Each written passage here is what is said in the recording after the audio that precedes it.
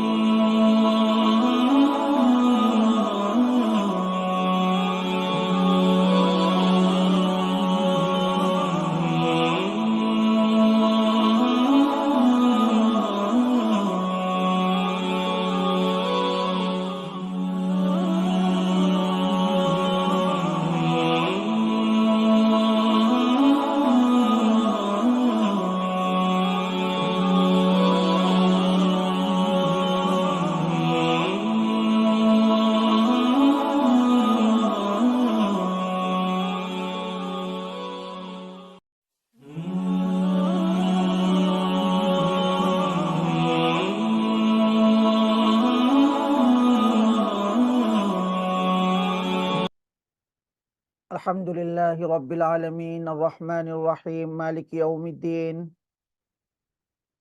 والصلاة والسلام على رسوله الأمين وعلى آله وصحبه أجمعين ومن تبعهم بإحسان إلى يوم الدين أما بعد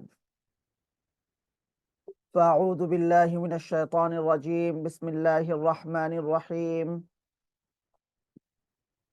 الذين آمنوا يقاتلون في سبيل الله والذين كفروا يقاتلون في سبيل الطاغوت فقاتلوا أولياء الشيطان إن كيد الشيطان كان ضعيفا ألم تر إلى الذين قيل لهم كفوا أيديكم وأقيموا الصلاة وآتوا الزكاة فلما كتب عليهم القتال إذا فريق منهم يخشون الناس كخشية الله أو أشد خشية وقالوا ربنا لم كتبت علينا القتال لولا أخرتنا إلى أجل قريب قل متاع الدنيا قليل والآخرة خير لمن اتقى ولا تظلمون فتيلا। আল্লাহ সুবহানাহু ওয়া তাআলার বিশেষ মেহেরবানি ইলমান নাফিআর সৌজন্যে কোরআন মাজিদ পড়ি জেনে বুঝে শিরোনামে কোরআন মাজিদের আজ 144তম হালাকায় আল্লাহ আমাদেরকে অংশগ্রহণ করার তৌফিক দিয়েছেন। আমরা আল্লাহ সুবহানাহু ওয়া তাআলার শুকরিয়া আদায় করছি আলহামদুলিল্লাহ।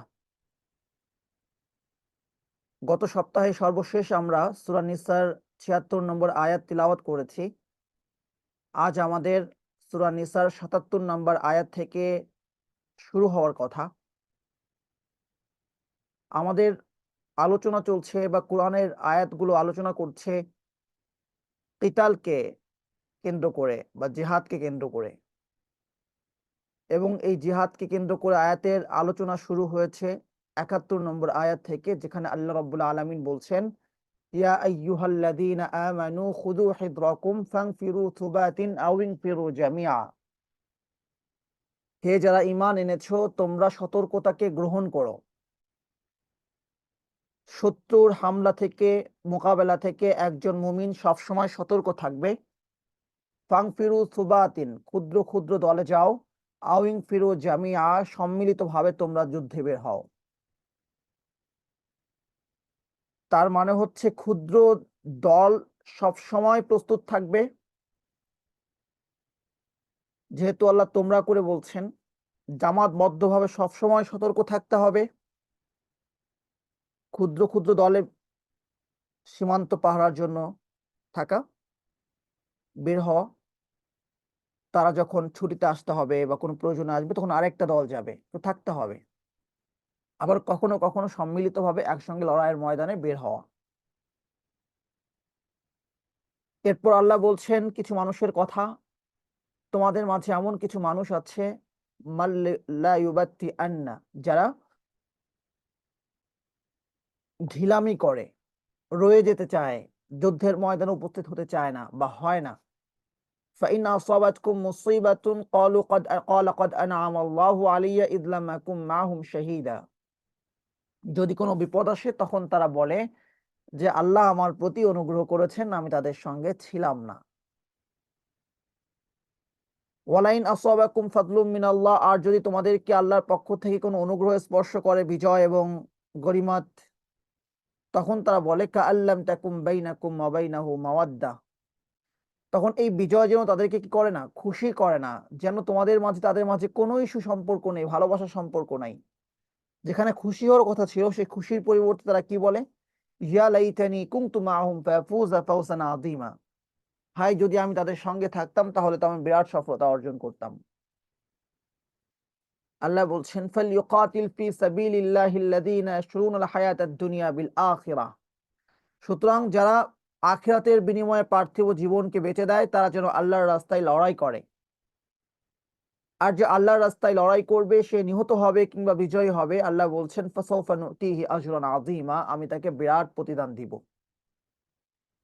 এরপর আল্লাহ বলছেন মা লাকুম লা, প্রথম আয়াতে দেখুন আল্লাহ বলছেন যুদ্ধের ময়দানে বের হও। সবসময় যে সবাইকে বের হবে এটা জরুরি না, সবাইকে সতর্ক থাকতে হবে। সতর্কতা সকলের জন্য, বের হতে হবে দলবদ্ধভাবে অথবা সম্মিলিতভাবে। তার মানে হচ্ছে সতর্কতা এটা সবার জন্য জরুরি, সকলকে শারীরিকভাবে ফিট থাকা এটা জরুরি, সকলের জন্য এই জিহাদের জন্য, লড়াইয়ের জন্য, মুসলিম উম্মার ভূখণ্ড রক্ষার জন্য একটা অংশ ফিক্স থাকা জরুরি। এরপর সবসময় সবাই বের হবে এটা জরুরি নয়। কেউ বের হলো, আমি রয়ে গেলাম, যদি আমার যাওয়াটা প্রয়োজন না হয় আমি রয়ে গেলেও সেটা সেক্ষেত্রে দোষণীয় নয়। যদি তাদের বিজয় আমাকে খুশি করে, আমি যদি খুশি হই, আমার পার্টিসিপেশন যদি থাকে, সবাই যে চলে যাবে এটা সম্ভব নয়। কিন্তু যদি আমি খুশি না হই তার মানে অন্যের বিজয়ে, তার মানে হচ্ছে যে আমি আসলে আমার নিজের স্বার্থ ছাড়া কিছু বুঝি না। তো যুদ্ধের ময়দানে বের হওয়ার পরে আল্লাহ আবার উদ্বুদ্ধ করছেন যারা নিজেদের জীবনকে বেঁচে দেয় আখিরাতের বিনিময়ে, তারা যেন লড়াই করে। এরপরের আয়াতে আল্লাহ ধমক দিচ্ছেন, কি হলো তোমাদের, তোমরা লড়াই করছো না, মা লাকুম লা তুকাতিলুনা ফি সাবিলিল্লাহ। কত ভাবে আল্লাহ সুবহানাহু ওয়া তাআলা জিহাদের জন্য উদ্বুদ্ধ করছেন, কতগুলো আয়াত আল্লাহ সুবহানাহু ওয়া তাআলা একের পর এক নাজিল করছেন। অন্য কোন বিধানের বিষয়ে কুরআন মাজিদের এতগুলো আয়াত নাই, অন্য কোন বিধানের বিষয়ে ধারাবাহিকভাবে এতগুলো আয়াত নাই। লেনদেনের ক্ষেত্রে আছে কিন্তু এত জায়গায় নাই।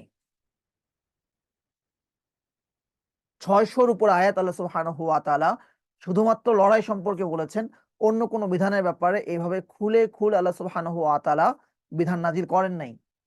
তো আল্লাহ ধমক দিচ্ছেন, দেখেন এখানে ধমক দিচ্ছেন, মা লাকুম, কি হলো তোমাদের, লা তুকাতিলুনা ফি সাবিলিল্লাহ, তোমরা আল্লাহর রাস্তায় লড়াই করছো না।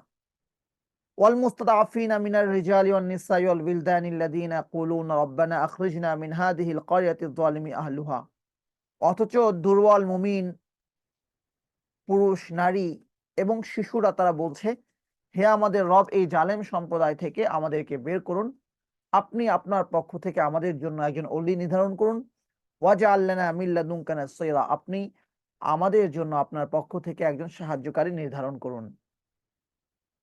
আল্লাহ উদ্বুদ্ধ করছেন, তোমরা কেন লড়াই করছো না সেই সম্প্রদায়ের জন্য, তোমরা আল্লাহর পক্ষ থেকে ওলি হবে। মানে তারা দোয়া করছে আপনার পক্ষ থেকে ওলি নির্ধারণ করেন, আর আমাদেরকে বলছেন তোমরা কেন লড়াই করছো না, তার মানে কি তোমরা ওলি হয়ে যাও। তো আল্লাহর ওলি, আল্লাহর বন্ধু হওয়ার সুযোগ মিলছে যেই আমলের মাধ্যমে, সেটা হচ্ছে লড়াই। এবং আল্লাহ ধমক দিচ্ছেন কেন লড়াই করছো না। আল্লাহর পক্ষ থেকে সাহায্যকারী, আল্লাহর পক্ষ থেকে ফোর্স, আল্লাহ বলছেন যে বাহিনীকে, তারা হচ্ছেন যারা আল্লাহর পক্ষে লড়াই করে। এত সম্মান, এত মর্যাদা আল্লাহ সুবহানাহু ওয়া তাআলা এই লড়াইয়ের মধ্যে রেখেছেন। এর পরের আয়াতে আল্লাহ সুবহানাহু ওয়া তাআলা বলছেন, আল্লাযীনা আমানু ইউকাতিলুনা ফি সাবিলিল্লাহ, যারা ঈমান এনেছে তারা তো লড়ে আল্লাহর পথে। এটা যেন একটা উত্তর, যে প্রথম উত্তর হচ্ছে তুমি যদি মুমিন হও তোমাকে লড়াই করতে হবে। আমি মুমিন, ওই যে বলেছিলাম যে ঈমান প্রতি মুহূর্তে পরীক্ষার নাম। হিজরতের সময় এক ধরনের পরীক্ষা আসছে, নামাজের সময় এক ধরনের পরীক্ষা আসছে। যখন লড়াই অবশ্যম্ভাবী হয়ে ওঠে, তখন ঈমানের পরীক্ষাটা হচ্ছে লড়াই। যারা লড়াই করবে, যারা লড়াইকে সমর্থন করবে, যারা লড়াইকে সাপোর্ট করবে, যারা পৃষ্ঠপোষকতা করবে, যারা দোয়া করবে, যারা সাহায্য যোগাবে, তারা মুমিন। আর যারা সাহায্য যোগাবে না, তাদেরকে মুমিন সার্টিফিকেট দেওয়া যাবে না। আল্লাহ বলছেন আল্লাযীনা আমানু, যারা ঈমান এনেছে, তাদের ইমানের প্রকাশ ঘটবে কিভাবে? ইউকাতিলুনা ফি সাবিলিল্লাহ, তারা আল্লাহর রাস্তায় লড়াই করবে। দ্বিতীয় বিষয় হচ্ছে যে লড়াই অবশ্যম্ভাবী, কাফেররাও লড়াই করে, মুমিনরাও লড়াই করে। আল্লাহ মুমিনদেরকে সুসংবাদ দিচ্ছেন। কোন জাতি আছে যাদের কোনো লড়াই নাই, যাদের মধ্যে কোনো সেনাবাহিনী নাই, যাদের মধ্যে কোনো এরকম ফোর্স নেই? কোন জাতি আছে? সবার মধ্যে আছে। তো আল্লাহ মুমিনদেরকে সুসংবাদ দিচ্ছেন, তোমরা লড়াই করলে তোমাদের কিসের ভয়? আমি তো সুসংবাদ দিলাম তোমাদেরকে, তোমরা শহীদ হও কিংবা বিজয় হও, আমি তোমাদেরকে প্রতিদান দিব, বিরাট প্রতিদান দিব। আমি তো তোমাদেরকে সুসংবাদ দিচ্ছি, তোমরা কেন ভয় পাচ্ছ? তুমি ঈমান এনেছো, তুমি লড়াই করছো তো আল্লাহর পথে। যাদের সঙ্গে লড়াই করছো তারা তো লড়াই করছে কাফেরদের পথে, তাগুতের পথে। আল্লাহ কি বলছেন? আল্লাযীনা আমানু ইউকাতিলুনা ফি সাবিলিল্লাহ, যারা আল্লাহর প্রতি ঈমান এনেছে তারা লড়াই করে আল্লাহর পথে। ওয়াল্লাযীনা কাফারু, আর যারা কুফরি করেছে, ইউকাতিলুনা ফি সাবিলিত তাগুত, তারা লড়াই করে তাগুতের পথে। তোমরা লড়াই করছো আল্লাহর পথে, মানে তোমরা কোন দল? আল্লাহর দল। আলা ইন্না হিজবাল্লাহ হুমুল গালিবুন, জেনে রাখো আল্লাহর দলই বিজয়ী হবে। তোমরা আছো যে পক্ষে, আল্লাহর পথে তোমরা আছো, আল্লাহর দলে তোমরা আছো, আর ওরা আছে তাগুতের পথে। আল্লাহ এক জায়গায় বলছেন আল্লাহ দলই বিজয়ী হবে, আর এখানে বলছেন ফাকাতিলু আউলিয়া আশ-শায়তান, তোমরা শয়তানের বন্ধুদের সঙ্গে লড়াই করো। ইন্না কায়দাশ শায়তানি কানা দাঈফা, নিশ্চয় শয়তানের চক্রান্ত বড় দুর্বল। যত ধরনের চক্রান্ত সে করে শয়তান, সে ততক্ষণ পর্যন্ত চক্রান্ত করে যতক্ষণ পর্যন্ত সে তার নিজের স্বার্থ ঠিক থাকে। বদরের ময়দানে মুমিন কাফেরদের লড়াই অনেক সময় হয়। আল্লাহ সুবহানাহু ওয়া তাআলা যুগে যুগে মুমিনদেরকে, মুজাহিদিনদেরকে ফেরেশতার মাধ্যমে সাহায্য পাঠিয়েছেন। মুমিনদেরকে আল্লাহ সুবহানাহু ওয়া তাআলা সরাসরি নুসরাত করেছেন। কিন্তু সবসময় যে ফেরেশতা দেখা গিয়েছে, ফেরেশতার সংখ্যা আল্লাহ সুবহানাহু ওয়া তাআলা বলেছেন এমন নয়। কিন্তু আল্লাহ সাহায্য করবেন, আল্লাহ সাহায্য রয়েছে, এটা আল্লাহ সুবহানাহু ওয়া তাআলা কোরআন মাজিদে বর্ণনা করেছেন। ইন তানসুরুল্লাহ ইয়ানসুরকুম, যদি তোমরা আল্লাহকে সাহায্য করো, আল্লাহ তোমাদেরকে সাহায্য করবেন। এটা আল্লাহ যুগে যুগে করেছেন। যতদিন পর্যন্ত মুমিন মুসলিমরা থাকবে ততদিন পর্যন্ত লড়াই থাকবে। আল জিহাদু মাদিন ইলা ইয়াউমিল কিয়ামা, কিয়ামত পর্যন্ত রাসূল সাল্লাল্লাহু আলাইহি ওয়াসাল্লাম বলছেন কিয়ামত পর্যন্ত জিহাদ অব্যাহত থাকবে। পৃথিবীর কোথাও না কোথাও কোনো না কোনো দল, কোনো না কোনো জামাত, কোনো না কোনো উম্মার অংশ আল্লাহ সুবহানাহু ওয়া তাআলার দ্বীন রক্ষার্থে লড়াই করতে থাকবে, লড়াই চলবে। আল জিহাদু মাদিন ইলা ইয়াউমিল কিয়ামা, রাসূল সাল্লাল্লাহু আলাইহি ওয়াসাল্লাম বলছেন জিহাদ চলবে কিয়ামত পর্যন্ত। সুতরাং মিডিয়ার প্রোপাগান্ডা, মিডিয়ার কথা শুনে আমরা যেন ধোঁকায় না পড়ে যায়।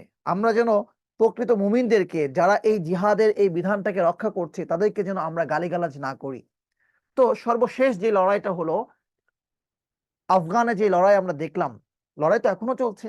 আফগানে যে লড়াই আমরা দেখলাম আমেরিকার বিরুদ্ধে, তার পূর্বে রাশিয়ার বিরুদ্ধে, এবং সেখানে আল্লাহ সুবহানাহু ওয়া তাআলার পক্ষ থেকে এই চাষাভুষা মাদ্রাসার কিছু ছাত্র, যাদেরকে তালিবান বলা হয়, ছাত্র বলা হয়, যাদের না আছে অস্ত্র, না আছে কোনো ট্রেনিং, আল্লাহ সুবহানাহু ওয়া তাআলা তাদেরকে যেভাবে সাহায্য করেছেন, বাংলায় একটা বই আছে, আফগানিস্তানে আমি আল্লাহকে দেখেছি। আল্লাহ এভাবে সাহায্য করেন। তো এভাবে আল্লাহ সুবহানাহু ওয়া তাআলা সাহায্য করেছিলেন বদরের ময়দানে, বদরের প্রান্তরে। এবং আল্লাহ সুবহানাহু ওয়া তাআলা সেখানে উল্লেখ করে দিয়েছেন বিখামসাতি আলাফিম মিনাল মালাইকাতি মুসাওয়ামিন, ৫,০০০ ফেরেশতা যারা চিহ্নিত। চিহ্নিত সেনাবাহিনীকে চিহ্ন এঁকে দেওয়া হয় না, যে ব্যাচ দেওয়া হয়, তারপর হচ্ছে আলাদা একটা পোশাক থাকে। মায়ানমারের সেনাবাহিনীর একটা পোশাক, বাংলাদেশের একটা পোশাক, ইন্ডিয়ার আরেকটা পোশাক। যেমনটা এখন আমরা দেখতে পাচ্ছি আমাদের আহ সেন্ট মার্টিনে যে অবস্থাটা হচ্ছে, দেখলেই বোঝা যায় যে এ হচ্ছে মায়ানমারের সৈনিক। আল্লাহ সুবহানাহু ওয়া তাআলা ৫,০০০ ফেরেশতা পাঠিয়েছেন চিহ্ন দিয়ে, স্পেশাল ফেরেশতাগণের জন্য যেটা প্রযোজ্য, এমন ভাবে আল্লাহ সুবহানাহু ওয়া তাআলা ফেরেশতা প্রেরণ করেছেন। ফেরেশতা যখন এসেছে, শয়তানও এসেছে, শয়তানও মানুষের বেশ ধারণ করেছে। তো আল্লাহ সুবহানাহু ওয়া তাআলা কোরআনে সে কথা উল্লেখ করেছেন। পরবর্তীতে শয়তান পালিয়েছে, শয়তান পালিয়েছে যখন তার স্বার্থ হাসিল হয় নাই। কিয়ামতের দিন এমনই হবে, মানুষ শয়তানকে দোষারোপ করতে থাকবে। তখন সে বলবে আমি কি তোমাদেরকে বাধ্য করেছি? আমি তোমাদেরকে ডেকেছি, তোমরা আমাটাকে সাড়া দিয়েছ। হ্যাঁ, তো মূল যে ব্যাপারটা সেটা হচ্ছে শয়তান এভাবে তার স্বার্থ যখন নিজের স্বার্থ যখন থাকবে না বা যখন উপায় থাকবে না, শয়তান তখন পলায়ন করে। তো আল্লাহ বলছেন ইন্না কায়দা শায়তানি কানা দাঈফা, শয়তানের চক্রান্ত বড় দুর্বল। আর আল্লাহ বন্ধু যারা হবে, আল্লাহ বলছেন তারা বিজয়ী হবে। আল্লাহ বলছেন তোমরা আল্লাহকে সাহায্য করলে আমি তোমাদেরকে সাহায্য করব। আর আল্লাহর মোকাবেলা করার কেউ নেই। তো তোমরা তো আল্লাহর পথে লড়াই করছো, তোমাদের কেন হীনমন্যতা কাজ করবে, তোমাদের কেন পিছুটান কাজ করবে? আল্লাহ সাহায্য যোগাচ্ছেন। তাহলে কয়টা অর্থ পেলাম, কয়টা মেসেজ পেলাম? একটা হচ্ছে ইমানের পরীক্ষা হচ্ছে সে আল্লাহর পথে লড়বে। দ্বিতীয় হচ্ছে যে মুমিন সে তো লড়ে আল্লাহর পথে, তার ভয় কিসের? যাদের সঙ্গে লড়ছে তারা তো লড়ছে শয়তানের পথে, শয়তানের চক্রান্ত বড় দুর্বল।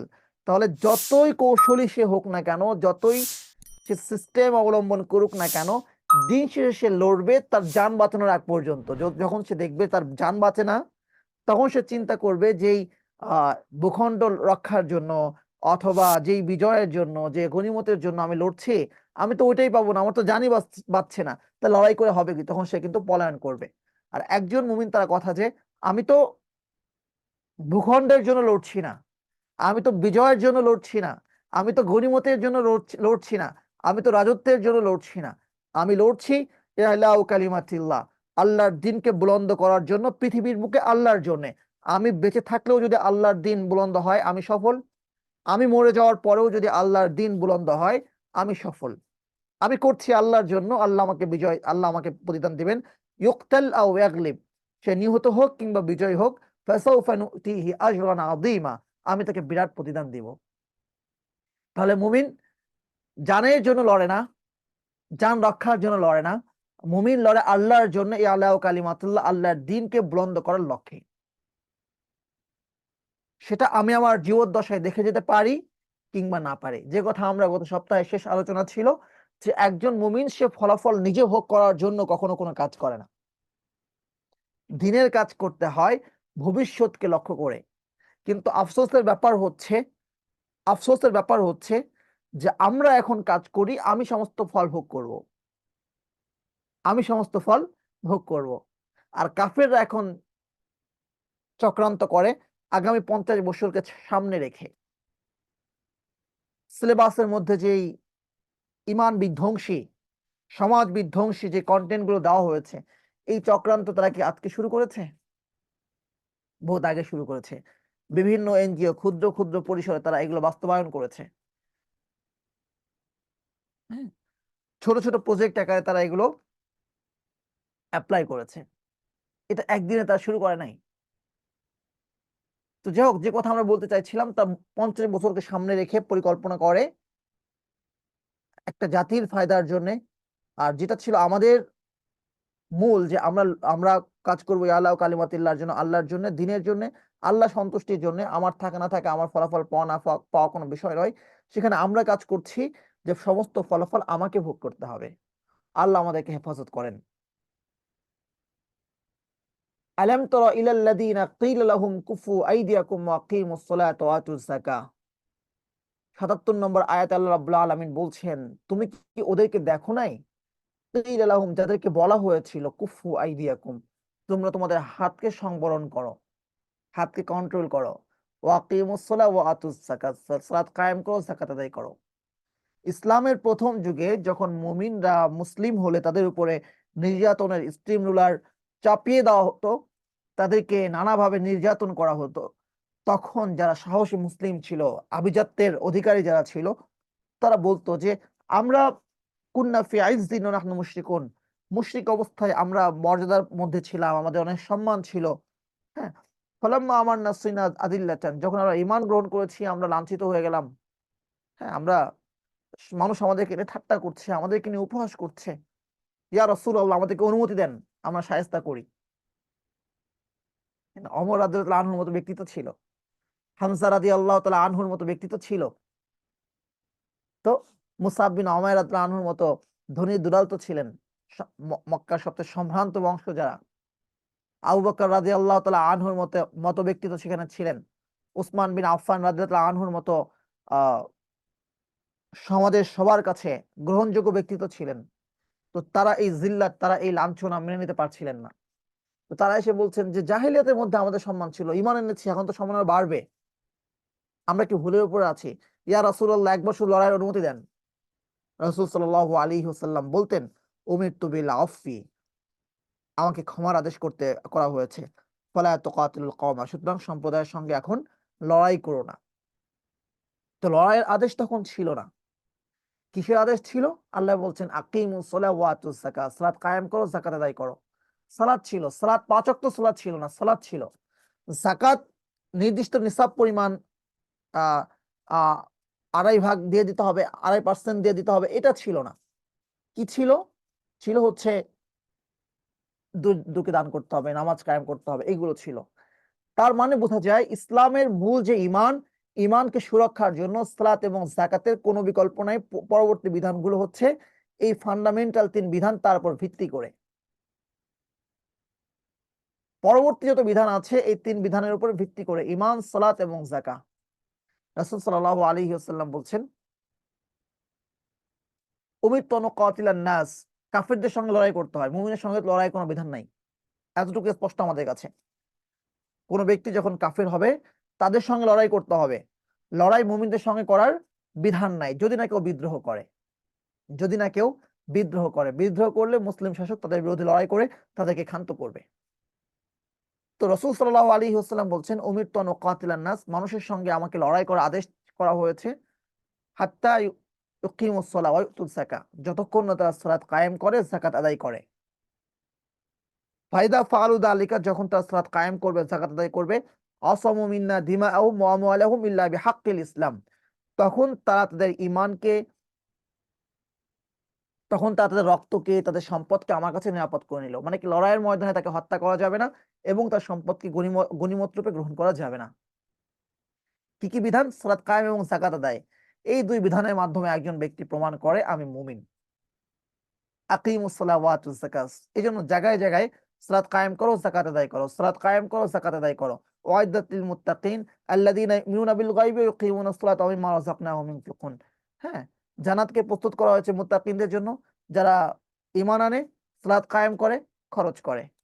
قد أفلح المؤمنون الذين هم في صلاتهم خاشعون والذين هم عن اللغو معرضون والذين هم للزكاة فاعلون। সফলকাম মুমিন তারা, যারা সালাতে একাগ্রচিত্ত, যারা অহেতুক কাজ থেকে বিরত এবং যারা যাকাত আদায়কারী। তো সালাত কায়েম, যাকাত আদায়, সালাত কায়েম, যাকাত আদায়, ঈমানের সঙ্গেই সর্ব জায়গায় আল্লাহ সুবহানাহু ওয়া তাআলা এই 2 বিধানকে এনেছেন। তো এই 2 বিধান যেন একজন মানুষের ঠিক হয়ে যায়, এটা ঈমানের একদম প্রথম দিন থেকে। সালাত কায়েম, যাকাত আদায়, সালাত কায়েম, খরচ। শরীরের মাধ্যমে যেমন দেহের ইবাদত করি, সাদাকার মাধ্যমে আমরা সম্পদের ইবাদত করি। এটা একজন মুমিনের সব সময় চলতে থাকবে। প্রতিদিন যেমন আমরা সালাত পড়ি, প্রতি ইনকাম থেকে যেন আমাদের এরকম সাদাকা থাকে। যে ডেইলি ইনকাম করে তার ডেইলি যেন সাদাকা থাকে, যে মান্থলি ইনকাম করে সে মান্থলি যেন সাদাকা করে। আমার সন্তানের পড়ালেখার জন্য এটা বাজেট, আমার আহ বাজারের জন্য এটা বাজেট, মেহমানদারির জন্য এটা বাজেট, অফিস থেকে যাতায়াতের জন্য এটা বাজেট, আমার ঘর নির্মাণের জন্য এটা বাজেট। এই যে আমরা যে বাজেট গুলো করছি, আমার ওমরার জন্য এটা বাজেট, আমার হজের জন্য এটা বাজেট, এগুলো দিনের জন্য খরচ করছি, ওমরা করছি, হজ করছি, কিন্তু এটা আমার, আমার ওমরা, আমার হজ, আমার যাতায়াত, আমার ঘর, আমার ওয়াইফ, আমার ছেলে, আমার ছেলের পড়ালেখা, আমার স্ত্রীর চিকিৎসা, আমার মেয়ের চিকিৎসা, সব আমার, সব আমার। কিন্তু কিছু একটা অংশ থাকতে হবে প্রতি মাসে, প্রতিটা ইনকামে, এটা অমুকের চিকিৎসার জন্য, অমুকের পড়ালেখার জন্য, অমুকের খাওয়ার জন্য, অমুকের সাহায্যের জন্য, অমুকের বিপদে পাশে দাঁড়ানোর জন্য।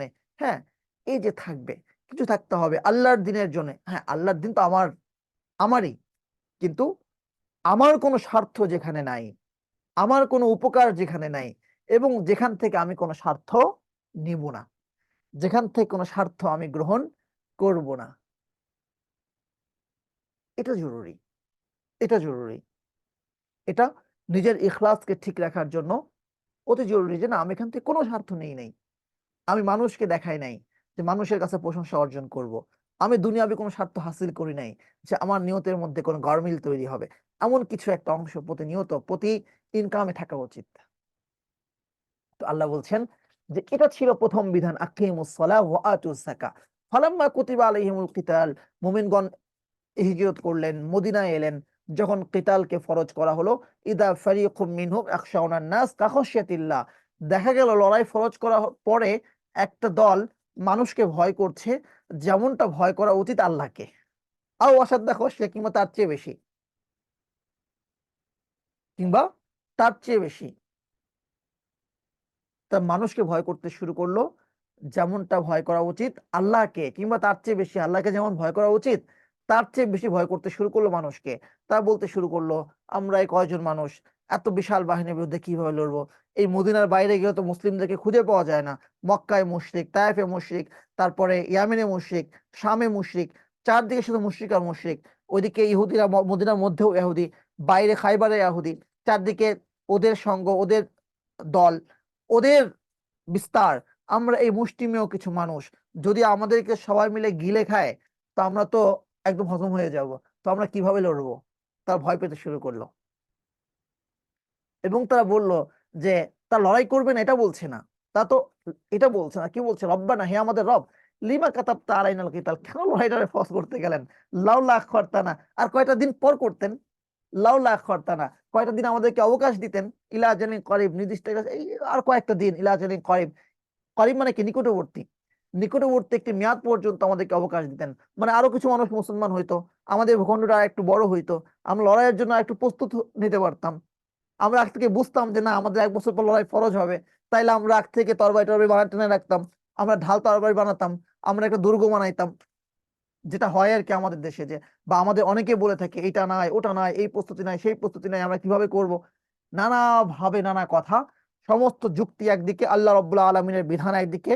আল্লাহ রাব্বুল আলামিন যেদিন থেকে কিতাল ফরজ করেছেন তিনি সেদিন থেকে ফরজ, এবং এটাকে খণ্ডন করার, এটাকে লঙ্ঘন করার ক্ষমতা কারো নেই। লিমা কাতাবতা আলাইনাল কিতাল, কেন আমাদের উপর লড়াইকে ফরজ করেছেন? লাউলা আখারতানা ইলা আজালিন করিব, একটু অবকাশ দিতেন। কুল মাতাউদ দুনিয়া কলিল, আল্লাহ বলছেন যে বলো যে কি হবে যদি লড়াই ফরজ না হইতো? হয়তো বা আর কয়েকটা দিন বেশি বাঁচতা। লড়াই ফরজ না হলে যে বেশি বাঁচা যায় ব্যাপারটা কিন্তু এমনও নয়। সবাই বকরি মনে করে কিন্তু অনেক সময় আরো আগেই খেয়ে ফেলে। তো যা হোক, সর্বোচ্চ কি হতো? লড়াই ফরজ না হলে নিহত হতে না, কয়েকটা দিন বেশি বাঁচতে। আল্লাহ বলছেন মাতা ও দুনিয়া কলিল, দুনিয়ার সম্পদ অতি অল্প, দুনিয়ার সম্পদ অতি অল্প, দুনিয়ার ভোগ অতি অল্প। ওয়াল আখিরাতু খায়রুল লিমান ইত্তাকা, আর আখিরাত ওই ব্যক্তির জন্য উত্তম যে আল্লাহকে ভয় করে। যদি তাকওয়া থাকে তোমার মাঝে, লিমান ইত্তাকা, যদি তাকওয়া থাকে তোমার জন্য, আখিরাত উত্তম। আল্লাহ রাব্বুল আলামিন এই কথাটা সূরা আলার মধ্যেও বলছেন। আল্লাহ বলছেন কদ আফলাহা মান তাযাক্কা ওয়া যাকারা ইসমা রাব্বিহি ফাসাল্লা, যে সফল ওই ব্যক্তি যে নিজেকে পরিশুদ্ধ করেছে। তাকওয়ার সাথে পরিশুদ্ধি সম্পর্ক আছে। সফল ওই ব্যক্তি যে নিজেকে পরিশুদ্ধ করেছে, কদ আফলাহা মান তাযাক্কা। তো পরিশুদ্ধি যে হয়েছে সেটা বোঝা যাবে দুটি আমলের মাধ্যমে। তো কি করেছে? ওয়া যাকারা ইসমা রাব্বি, সে তার রবের নামকে স্মরণ করেছে, ফাসাল্লা, এবং ওই স্মরণ রেখেই সে সালাত পড়েছে। সে রবের নামকে স্মরণ করে, এতটুকু স্মরণ, সালাতের মধ্যে রবের নামেরই স্মরণ থাকে, অন্য কোনো কিছু না। আমরা কি করি? অন্য সময়টাতে রবকে স্মরণ করি না, দুনিয়া নিয়ে ব্যস্ত থাকি, এই জন্য নামাজে যখন দাঁড়াই তখন রবের স্মরণ আর হয় না, অন্য কিছু নিয়ে ব্যস্ত, অন্য কিছু, মন অন্যদিকে ঝুঁকে যায়। তো নামাজের বাইরে যে যত বেশি আল্লাহকে স্মরণ করবে তার তত বেশি স্মরণ নামাজের মধ্যে থাকবে। যে নামাজের বাইরে যত বেশি আল্লাহকে স্মরণ করবে তার স্মরণ তত বেশি নামাজের মধ্যে থাকবে, মানে আল্লাহর স্মরণ তত বেশি থাকবে। সে কি চিন্তা করে? সে চিন্তা করে তার ব্যবসা নিয়ে, সে চিন্তা করে তার ঘর নিয়ে, মানে সে যেটা নিয়ে ভাবে সেটাই তো আমাদের চিন্তায় আসে না। তার ভাবনার সবচেয়ে বড় জায়গাটা দখল করে আছে আল্লাহ স্মরণ। তার অন্তরের বড় জায়গাটা দখল করে আছে আল্লাহ স্মরণ। আলা বিযিকরিল্লাহি তাতমাইন্নুল কুলুব, আল্লাহ স্মরণ জিকিরের সাথে। জিকির মানে কি? স্মরণ। এটা মনে মনে স্মরণ হতে পারে, এটা উঁচু আওয়াজে স্মরণ হতে পারে যেটা জিকির, সেটা তেলাওয়াত হতে পারে, সেটা অন্যের সাথে আলোচনা হতে পারে। তো শোনো, আল্লাহর জিকিরের মাধ্যমেই মানুষের অন্তর প্রশান্তি লাভ করে। জিকিরের সাথে অন্তরের সম্পর্ক, মানে অন্তরটা ভরতে হবে জিকির দিয়ে। তো তার অন্তর যখন ভরে থাকবে আল্লাহর জিকির দিয়ে, নামাজের মধ্যে যখন সে দাঁড়াবে তখন তো আল্লাহর স্মরণই তার শুধুমাত্র থাকবে। ওয়াল আখিরাতু খায়রুল লিমান ইত্তাকা। তো আল্লাহ কি বলছেন? কদ আফলাহা মান তাযাক্কা, সফল ওই ব্যক্তি হয়েছে যে পরিশুদ্ধ হয়েছে। ওয়া যাকারা ইসমা রাব্বিহি ফাসাল্লা, সে যে পরিশুদ্ধ হয়েছে তো সে কি করেছে? রবের নামকে স্মরণ করে সে সালাত পড়েছে। ওয়াযাকারা ইসমা রাব্বিহি ফাসাল্লা। আল্লাহ বলছেন সফলতার সঙ্গে আমি বলছি পরিশুদ্ধির মাধ্যমে যার ফলাফল তোমরা পাবে পরকালে। তারপরেও দেখা যাচ্ছে সেই পরিশুদ্ধির দিকে না ছুটে সেই সালাত সেই জিকিরে তোমরা মনোনিবেশ না করে বরং তু'থিরুনাল হায়াতাদ দুনিয়া, পার্থিব জীবনকে তোমরা প্রাধান্য দিচ্ছ, ওয়াল আখিরাতু খায়রুন ওয়া আবকা, অথচ পরকালের জীবনটাই অধিক উত্তম এবং অধিক স্থায়ী। পার্থিব জীবনকে প্রাধান্য দিচ্ছ, অথচ পরকালের জীবনই অধিক উত্তম এবং অধিক স্থায়ী। খয়রু ওয়া আবকা, উত্তম তো অবশ্যই, সেখানে ভালোর সঙ্গে কোনো খারাপ থাকবে না, সেখানে আহ যেটা হবে সেটা পিওর হবে, সেটা খাঁটি হবে, কোনো ভেজাল থাকবে না, এবং যা চাবেন তাই পাওয়া যাবে। এমন না যে আপনার জীবনের লক্ষ্য ছিল আপনি পুলিশের আইজি হবেন, কিন্তু এসপি হওয়ার পরে আপনাকে খুশি থাকতে হলো। স্বপ্ন ছিল আপনি পুলিশ হবেন, হয়ে গেলেন ইঞ্জিনিয়ার। স্বপ্ন ছিল আপনি ফরেন ক্যাডার হবেন, হয়ে গেলেন এডমিন অফিসার, মানে এডমিন ক্যাডার। তো এই যে বিষয়গুলো আপনি যা চাচ্ছেন তা হচ্ছে না। তো উত্তম আখিরাত আপনি যা চাইবেন তাই পাবেন, লাকুম ফিহা মা তাশতাহিল আনফুস। আর আরেকটা ব্যাপার হচ্ছে, দুনিয়ার যেমন পথ একটা সীমাবদ্ধ সময়ের জন্য থাকে, এমনটা হবে না, ও আবকা, স্থায়ী হবে। তো আল্লাহ বলছেন যে পরকালটা উত্তম, অধিক স্থায়ী। আর সফলতা হচ্ছে নিজেকে পরিশুদ্ধি করার মধ্যে, সফলতা হচ্ছে সালাত কায়েম করার মধ্যে। তো এই কথাগুলো ইন্না হাদা লাফিস সুহফিল উলা, পূর্ববর্তী আসমানি কিতাব সমূহেও ছিল। সুহফি ইব্রাহিম ও মুসা, ইব্রাহিমের সহিফায় ছিল, মুসার সহিফায় ছিল, যুগে যুগে সবাইকেই বলা হয়েছে। তারপরেও পার্থিব জীবনকে তোমরা প্রাধান্য দিচ্ছ। তো সে কথা আল্লাহ এখানেও বলছেন, মাতাউদ দুনিয়া কলিল, দুনিয়ার জীবন, দুনিয়ার ভোগ বিলাসিতা অতি অল্প, ওয়াল আখিরাতু খায়রুল লিমান ইত্তাকা, আর আখিরাত অধিক উত্তম তাদের জন্য যা তাকওয়া অবলম্বন করে। ওয়ালা তুজলামুনা ফাতিলা, তোমাদের উপর কোনো জুলুম করা হবে না। লড়াই থেকে তোমরা বেঁচে গেলে, ফাঁকি দিলে তো কি হবে? আইনামা তাকুনু, যেখানেই তোমরা থাকো, ইউদরিকুমুল মাউতু, মৃত্যু তোমাদেরকে স্পর্শ করবে। এই আয়াতটা আমরা সবসময় তেলাওয়াত করি, যেখানেই তোমরা থাকো মৃত্যু তোমাদেরকে পেয়ে বসবে। ওয়ালাউ কুনতুম ফি বুরুজিম মুশাইয়াদা, যদিও তোমরা মজবুত দুর্গের মধ্যে থাকো, সর্বদিক দিয়ে বন্ধ, হ্যাঁ, কোনো ফাঁক নাই, কোনো কিছু নাই, এমন দুর্গের মধ্যেও যদি থাকো, তবুও মৃত্যু তোমাদেরকে স্পর্শ করবে। তাহলে মৃত্যুর হাত হাত থেকে তো বাঁচতে পারছো না, তো লড়াই থেকে তোমরা পালিয়ে যাচ্ছ কিসের কারণে? তো এই আয়াতটা যে যেখানেই তোমরা থাকো মৃত্যু তোমাদেরকে স্পর্শ করবে, এই আয়াতটি ছিল জিহাদের প্রতি উদ্বুদ্ধ করার জন্য। আর অথচ এই আয়াতটা আমরা সবসময় তেলাওয়াত করি স্বাভাবিক মৃত্যুর স্মরণের জন্য। মৃত্যুর বুঝতো আছেই। তো এই আয়াতটাকে আল্লাহ সুবহানাহু ওয়া তাআলা উল্লেখ করছেন কিতালের প্রতি উদ্বুদ্ধ করার জন্য, যে মৃত্যু তো তোমাদেরকে স্পর্শ করবেই, তাহলে কিতাল থেকে তোমরা কেন বিরত থাকছো? কেন বিরত থাকছো? ওয়া ইন তুসিবহুম হাসানাতুন ইয়াকুলু হাযিহি মিন ইনদিল্লাহ, মুনাফিকদের অবস্থা হচ্ছে এমন, যখন কোন কল্যাণ তাদেরকে স্পর্শ করে, ওই যে বিজয় অথবা গনিমত, ইয়াকুলু হাযিহি মিন ইনদিল্লাহ, এটা আল্লাহর পক্ষ থেকে। ওয়া ইন তুসিবহুম সাইয়্যাতুন ইয়াকুলু হাযিহি মিন ইনদিক, আর যখন কোনো বিপদে স্পর্শ করে তখন তারা বলে এটা তোমার পক্ষ থেকে। এই মুনাফিক কি আমাদের সমাজে আছে কিনা? এই মুনাফিক আমাদের সমাজে আছে কিনা? যে যখন তালেবানরা আফগানে লড়াই করছিল, বড় একটা সংখ্যা মুনাফিক ছিল যারা যারা দিন বিজয়ের কথা বলে, ইকামতের কথা বলে, এবং যারা বলে যে সব লড়াই করে হবে না। এখন এখন কি লড়াই করে বিজয়ের সময় কি এখন আছে নাকি? এখন গণতন্ত্রের মাধ্যমে করতে হবে, এখন জনমানুষের মতামত নিয়ে করতে হবে। হ্যাঁ, তাদেরকে জঙ্গি বলতো, বিভিন্ন কথা বলতো। যদি পরাজিত হতো বলতো বলছিলাম না। কি হলো এখন? তাদের কোনো চিহ্ন আছে? কোনো তাদের কথা কেউ বলে? এখন বিজয়ী হয়েছে, এরা ভুল পাল্টেছে, এখন এরা বলছে যে না, তখন এরা খুশি। হ্যাঁ, তালেবানরা এখন বড় একটা সংখ্যা সমাজে আছে। আরেকটা সংখ্যা দেখবেন যে হামাস লড়াই করছে, ইহুদিদের সঙ্গে লড়াই করছে, যে আমি সাপোর্ট করবোই করবো না। হামাসের 100টা ভুল থাকতে পারে, হামাসের 100টা ভুল থাকতে পারে, সেটা একটা জায়গায় আপনি রাখেন, রেখে আপনি চিন্তা করেন তা যাদের সঙ্গে লড়ছে তারা হচ্ছে আদা উল্লাহ, আল্লাহর শত্রু, এবং সবচেয়ে বড় শত্রু।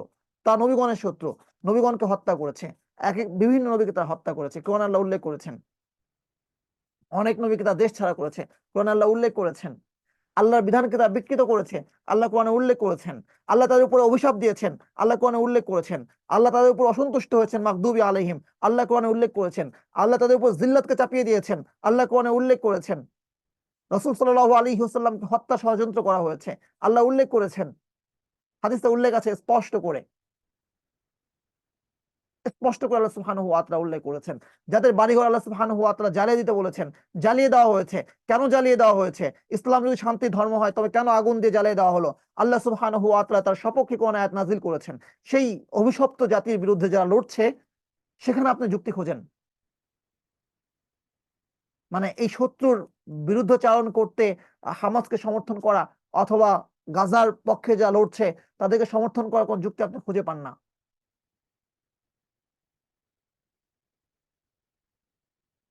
আমরা কিন্তু দেখেছি, এই ব্যাপারগুলো দেখেছি, এবারও দেখেছি যে এভাবে কি হবে।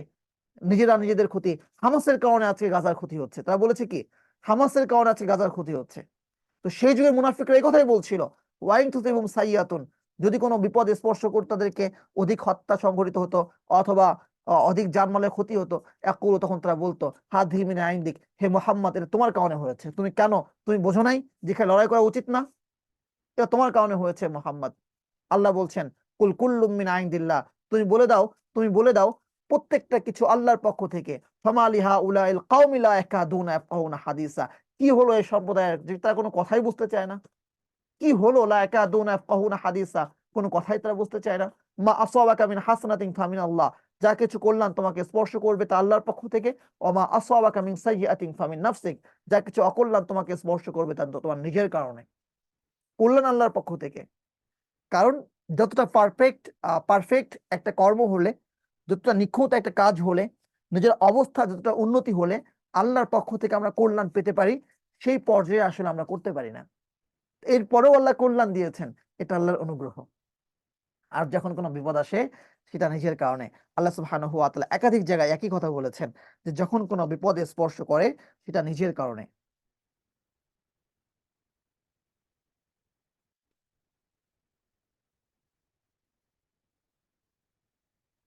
জাযাকাল্লাহু খাইরান ওয়া আহসানাল জাযা। আল্লাহ রাব্বুল আলামিন আমাদেরকে কথাগুলো বুঝার এবং মানার তৌফিক দান করুক। কার কোনো প্রশ্ন থাকলে ইনশাআল্লাহ আমরা হ্যান্ড রাইজ করব, বোনরা লিখিত আকারে দিব। আমার শাইখ যদি আমাদেরকে কিছু আপডেট দিতেন আমাদের চ্যারিটি কার্যক্রমগুলোর ব্যাপারে। আলহামদুলিল্লাহ, আমাদের এখনের কার্যক্রমগুলোর মধ্যে তো স্বাভাবিক যে কার্যক্রমগুলো আছে, আলহামদুলিল্লাহ আমাদের মাদ্রাসাগুলো চলমান, আমাদের মাকতবগুলো চলমান, আলহামদুলিল্লাহ। এর বাইরে আমরা যে কাজগুলো, এখন সামনে কুরবানি আসছে, তো কুরবানির জন্য আলহামদুলিল্লাহ আমাদের গাজার ভিতরে, আলহামদুলিল্লাহ আমাদের সেখানেও উট কুরবানি হচ্ছে। এবং মিশরে যে রিফিউজি যারা আছে, এবং সেখানে অনেক ধরনের রেস্ট্রিকশন আছে। আমরা অনেক সময় মনে করি যে মিশরে আছে বলে মনে হয় তারা মনে হয় অনেক ধরনের সহযোগিতা পাচ্ছে, আসলে ব্যাপারটা কিন্তু অমন নয়। তো মিশরেও আলহামদুলিল্লাহ আমাদের ভাইয়া, যদি কিছু ছবি কি শেয়ার করা যায়? জি ইনশাআল্লাহ আমি করতেছি। আলহামদুলিল্লাহ, সেখানে আমাদের কুরবানি হচ্ছে। টোটাল সংখ্যাটা হচ্ছে হলো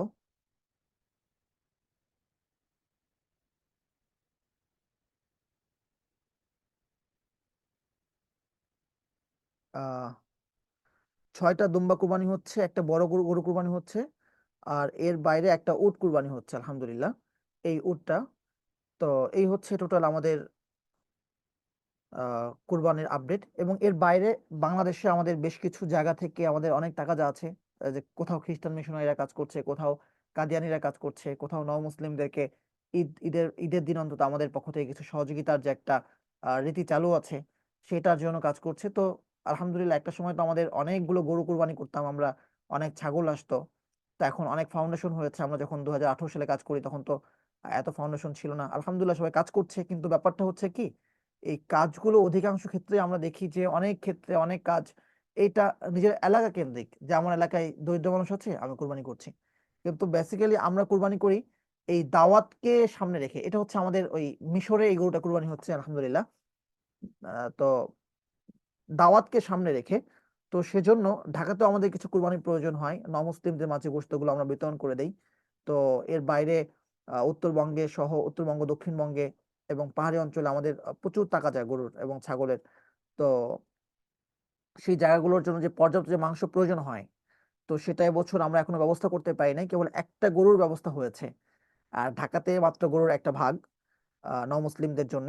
তো আপনাদের যদি সুযোগ থাকে, হ্যাঁ, যদি সুযোগ থাকে যে অনেকে আল্লাহ সুবহানাহু ওয়া তাআলা তৌফিক দেন যে পুরো একটা গরু জবাই করে, সে তো পুরো গরুটা খায় না। তো আমি ঢাকায় কুরবানি করছি, যদি আরেকটা জায়গায় আমার একটা ভাগ থাকে, একটা ছাগল আমি কুরবানি করি, 10,000 থেকে 12,000 13,000 টাকায় একটা ভাগ হয়ে যায়, বা ঢাকায় যদি করতে চাই 15,000 টাকায় হয়ে যায়। তো সেক্ষেত্রে কিন্তু মানে যারা দায়ী, যারা কাজ করে, আমরা আমাদের সমস্ত কাজগুলো করাই দায়ীদের মাধ্যমে। মানে আমি সহযোগিতা করে আসলাম, তারা একবেলা খেলো, এর দ্বারা কিন্তু কোনো, তারা একবেলা ভালো খেলো, এটা ভালো, ভালো লাগা কাজ করে, সওয়াব পেলাম। কিন্তু যখন এটা কোনো দায়ের মাধ্যমে হয়, তখন এটা দুইটা ফায়দা দেয়। সেই দায়ের একটা গ্রহণযোগ্যতা তৈরি হয়, তখন তার যে কথাটা বলে সে কথাটা অন্যরা শোনে। তো এজন্য আমরা আমাদের সমস্ত কাজগুলো এলাকা ভিত্তিক দায়ীদের মাধ্যমে আমরা করার চেষ্টা করি, হ্যাঁ, যেন তাদের দাওয়াতের পথটা সহজ হয়। তো এই দায়ীদের মাধ্যমে প্রতি বছর আমরা যে কুরবানিগুলো করি, তাদের কাছে তাকাদা থাকে, মানুষজন প্রত্যাশায় থাকে এবছর হয়তো বা কিছু মাংস আসবে। তো অন্য বছরের তুলনায় এবছর এই জায়গাটাতে আমরা অনেক কম সাড়া পেয়েছি। আল্লাহ মানে আহ, আমাদেরকে নুসরাত করেন, সকলে দোয়া করব। আর যাদের সুযোগ আছে আমাদের সাথে কুরবানিতে শরীক হওয়ার, আমরা শরীক হব ইনশাআল্লাহ। ইনশাআল্লাহ তাআলা আল্লাহ রাব্বুল আলামিন আমাদের কাজগুলোকে সহজ করুক এবং